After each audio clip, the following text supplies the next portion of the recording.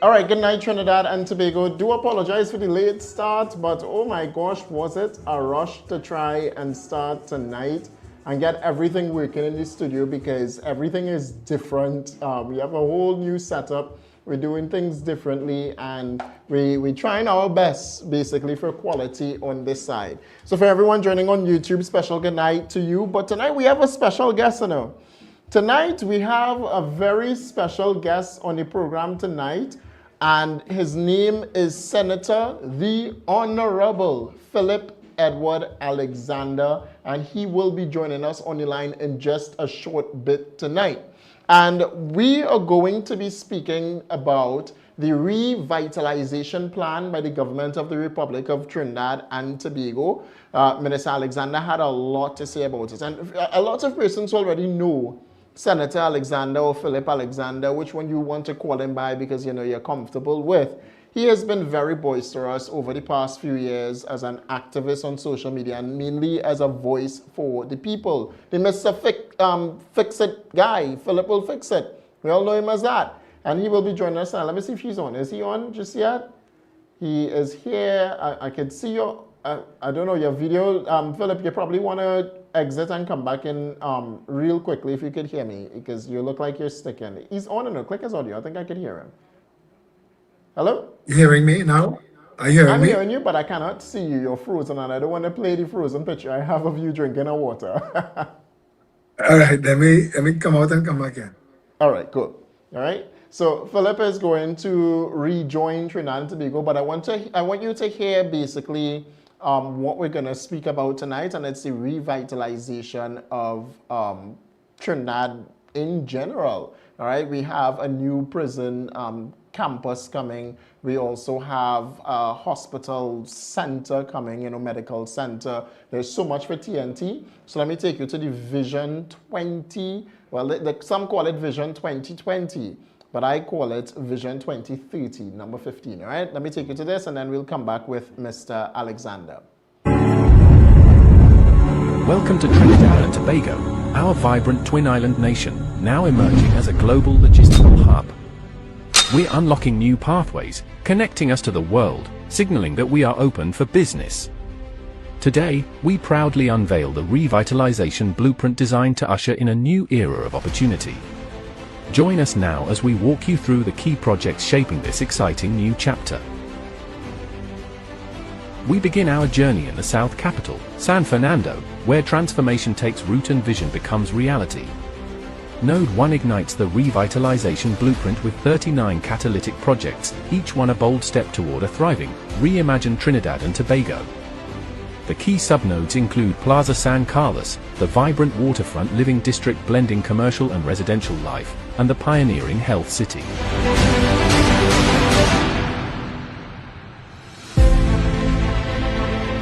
Plaza San Carlos, a journey through time and taste.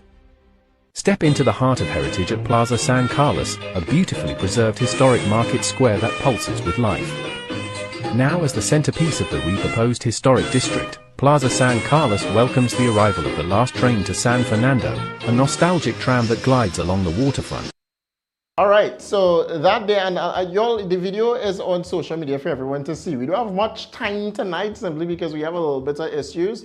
But Minister Alex, you know, I'd get accustomed. Put Alexander on the screen for me. Let people see Philip's lovely face. Minister Alexander, how are you doing tonight?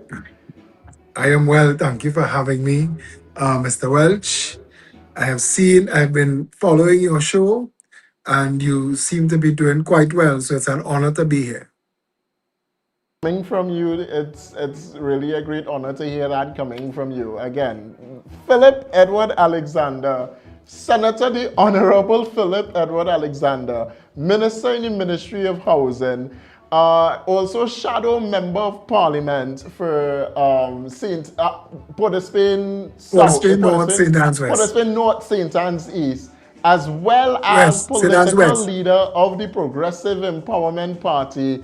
Mr. Philip Edward Alexander is on the line tonight, Trinidad and Tobago, and we're going to talk revitalization. Because when I heard revitalization, Philip, I'll be honest, I heard some of the PEP policies in terms of changing out sea lots, because I heard you speak about moving sea lots and putting an industrial park there, and then I heard also about the retention ponds for Port of Spain, and that being something that the government is looking at doing when it comes to flooding in Port of Spain. A lot of fix-it policies is basically what we hear or what we heard, and you came to social media and you propped up the government, saying that you 100% support the government based off what they are doing today.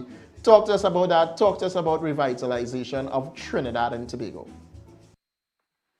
Well, I want to say that the level of delivery that took place in the diplomatic center was so comprehensive that at the start of it, we had the chairman of UDCOT, chairman of FCB, deliver some guidelines as to the operational policies of the two organizations he chaired. I didn't understand then what that was leading us into. Then the Honorable Senator Kennedy Swartzing, Minister of Planning, came on stage and explained all of the shortfalls that exist, all of the obstacles to progress and development that exist in Trinidad and Tobago, and all of the things that were being done to address that from the developmental approval point of view. We had an investment banker come on. We had a member of the IDB. And by the time the Minister of Works, and who I think is the tip of the spear of this mammoth project, the Honorable Jillian John, got on stage, the, the pace was set. Because when she started to talk and unveil, and I was looking around the room and I was seeing captains of industries, senior diplomats, and everybody with the same sense of awe and wonder as what was being announced was being announced. I mean, it was astounding. It was the size, the scale of the vision. And yes, a lot of what is in there we've spoken about for years. And that's why I was so happy to get home and to do a video applauding the Honorable Kamla Prasad Bisesa for having the vision to pull all of this together. And she had to put a team together, and I'm telling you this from a planning point of view. She had to pull a team together to put this vision down on paper, to integrate it, to say, okay, we're going to build. I mean, just the idea of we say, put the courts inside the jail. Fantastic idea. Stop the justice on time. Stop moving prisoners all over Trinidad. Just put the magistrate inside the jail. Put the courthouse inside the jail. Move magistrates around. Solve the problem. She took it a next step. She imagined a penal city where all of the types of justice systems could exist in one large space, complete with agricultural facilities to feed itself. I mean, the vision was, I tell you, it was bold, it was brave.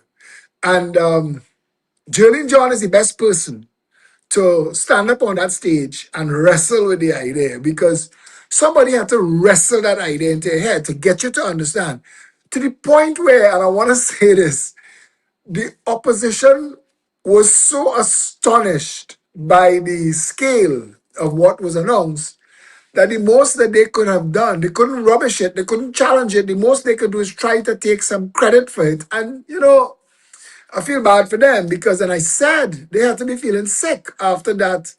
This is a government 6 months in office, David Welch. 6 months in office. That means, and I want to say this tonight, Kamla Prasad Bisesa was not an opposition leader simply drawing a salary. She was at work. This didn't happen in 6 months. The framework for this is years of work. I am telling you, this is years of planning. to be able to And say, to conceptualize. Philip, I like that you say that, years of planning, years of work, because a lot of persons out here have the notion to believe or think that everything that Kamala Prasad Bissessa promised on the campaign trail is supposed to be completed as soon as she gets into office. And I think that's probably how anxious people are in Trinidad of wanting some semblance of change and wanting better. But being a political leader yourself, coming out from the auspices, I'll say, of just the Progressive Empowerment Party, now joining the United National Congress, in fact, as a minister and a senator, I want your mind to be maybe around the idea that you are political leader of the United National Congress, and actually tell the people of Trinidad and Tobago really how difficult it is to run Trinidad and Tobago, and how difficult it is to even achieve some of the things that the government has already achieved. You have listed it already in the video that you did, to achieve the scrapping of the property tax, the revenue authority, and so much more. You being a political leader yourself in this day and age where people are so fed up of PNM style politics and then changed out for the United National Congress. And now you have PNM again on social, people on social condemning even Vision 2020, well, calling this Vision 2020. Yeah, talk to us along those lines there, Philip. And No, when you you bring it see, real and hard to the people like you normally do, you know. no, but you see, what the PNM, they have nothing. They have nothing. The Prime Minister, she in 6 months, I tell you, you know me, eh? I have a lot of whole water in my mouth. She pulled TNTech back from death. PNM was PNM was killing TNTech. TNTech had to have so many different versions of how to rescue it under Keith Rowley. I want you to remember the RIC and all of the versions of raise the rates is the only way to save it because it's dead because they owe billions to the National Gas Company and all that drama. Kamala Prasad says in a couple of weeks, pull it back from the dead. She took that WASA redevelopment plan, tore it up and threw it in the rubbish, worked together with the Public Service Association to find a way forward. She sat with people like my senatorial colleague. We spend 10 to 14 hours a day sitting, talking, looking at plans and policies. Leroy Batiste, one of the longest serving union leaders in this country, and had to find a way forward away from the insanity of the Revenue Authority. I want to tell you, the PNM was locking this country down. Cashless society. Everybody must have a bank account. You're surrendering your identity to the herd. They signed, the PNM signed the madness of agreement with the World Health Authority that you would surrender your sovereignty to global organizations that could come into your country and administer vaccinations to your people.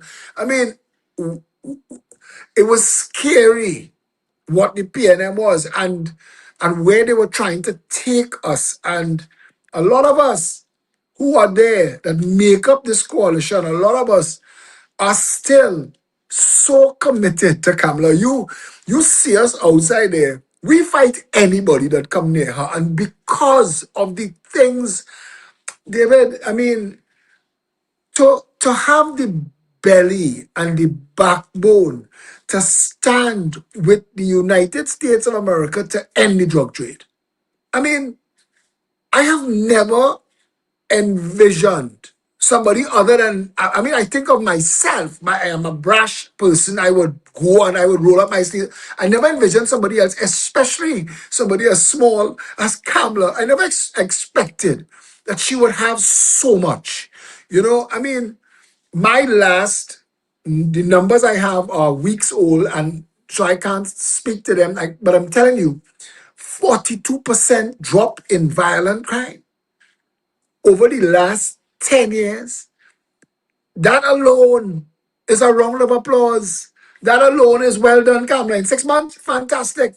The PNM was walking the length and breadth of this country, telling people the economy bust. We had to go to the IMF. We had to do all of this. They're going and devalue. They're going and go to the IMF. They can't pay the PSA. They can't keep their promises. And then Dave Tanku, the Honorable Minister of Finance, stand up in the Parliament, his maiden budget, and for the first time in the history of this country, with the exception of alcohol sellers, who are the only people that have a problem with this budget. But the public health bill is $8 billion now, so we have to tackle that. And so you have to, as a right thinking citizen, you have to understand that nobody's stopping you from drinking, nobody's stopping you from smoking, but you must contribute to the bill when the diabetes and the heart disease and the stroke and the blindness and the amputation and the lung cancer take you. And you have to go and lie down in a general hospital somewhere. You have to contribute to that bill, each drink and each cigarette at a time. And the budget was such a, I mean, I sat in the parliament and heard that man say what sounded like he was lowering the cost of gas. So we in the alcove, the senators, we watch what did he say? Did he really say what we just thought we heard? And he said it again, that they reduced the cost of gas.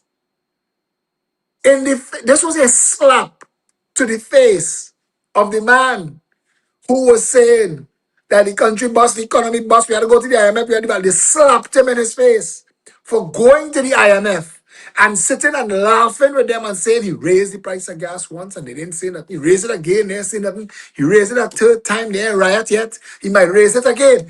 They slapped him in his face with that reduction.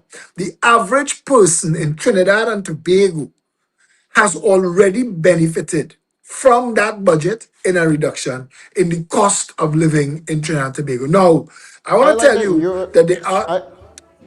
Sorry, I like that you're saying that, Philip, because I took the time again because I had to be sure, I had to be certain, Philip. So I took the time, and I went across.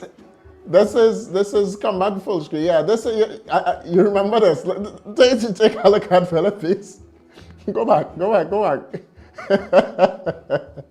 Because looking at the revitalization, looking at how they want to deal with crime, the government wants to deal with crime, looking at what Kamala Prasad Bisesa is saying, listening to the minister in the office of the prime minister as well as the public utilities minister Barry Paderat use the terminology fix it. And going back, I had to type fixit.com. No, but I want to tell you, I sat in in in Kamla's kitchen with the same Barry Padrat and a couple others. And I had team members on the phone. And we were saying to her, ma'am, we are giving you full control, full ownership of all the policies that we stand by. We are committing ourselves to this coalition. And the Prime Minister, the Prime Minister to be, Kamala Prasad Bisesa, had the vision for this country to take a little bit from us, take a little bit from others, and to talk. She is so much into consultation. I mean, the pre-budget consultation, they didn't have to do that. They did not have to do that. This government could have been clumsy. Palm and bird, open the door and lay the carpet for Kamala Prasad Bisesa to do anything she wanted. Because she could have said, they admitted how bad the economy was. She went the other way. I want to tell you something. The revenue that she foregone by lowering the price of gas shows her commitment to redeveloping Trinidad and Tobago. No other prime minister was doing that in your first 6 months. You could have get away with clumsiness. You could have do the people where you want for the first 3 years. You know that. And in the last 2 years, get them sugar and sweetness in the budget. She started now. I remember Penelope Beckles, opposition leader, saying is a campaign budget, is an election budget. It sounds so sweet. That's all she could have said. And they're still walking around beating up themselves saying, how we paid for this, how we paid for that. The prime minister brought everybody to that room She brought people who she knows didn't support her. But this is not about her. It's about Trinidad and Tobago. She brought the entire diplomatic corps. She told them, we're coming to you. We're coming to your country. We're coming to your investors. Come and make money in Trinidad and Tobago. Come and be part of this massive, really 39 projects. Brother, Philip, I want persons to know that this you that we're getting is a genuine and real you. Because I get the people that say, oh, your tongue change, you this, you that, you the other now. And I want persons to know that this is the real, authentic Philip Edward Alexander speaking tonight. they, they could say what they want. I want to tell you something. Like her, like she is my leader. Like her. Country first. Country first. You and I and others like us. Because people could talk a good talk behind a screen on social media. You know, when it's time to lace up your boots and walk outside there and face the victimization and worse. And I know that you've been in those trenches for quite some time, so you know what I am saying. That there comes a time when you have to face the harsh reality that this is what I want for my country. I remember Gordon Rousseau, he was a director of Massey. He owns the Massey Service Center in opposite St. Anthony's Church in PT Valley. And that's where I would go with my vehicle every time it needs service. I drive to him because I like to sit down and listen to him. The man is a visionary. And once he told me, because he's talk his politics plain, eh? And once after an election, he told me, he said, and this was the first time I heard it. He was quoting somebody. I've heard it since. But he was quoting somebody when he told me this. He said, I wanted to see you because I wanted to tell you something. If you want to go fast, go alone. If you want to go far, go with others. The Prime Minister of Trinidad and Tobago, Kamala Persad-Bissessar, brings one massive thing to the table. She brings a unity that we have never experienced in reality before. My colleagues in this government came to this government from different organizations, different unions, different parties, but we are as close-knit a family as you can be. We are in the trenches together. We are part of an army. We are fighting. I mean, I heard with pride, Khadija Amin, Honorable Minister, local government. She knows she was recorded when she said flood coming rain.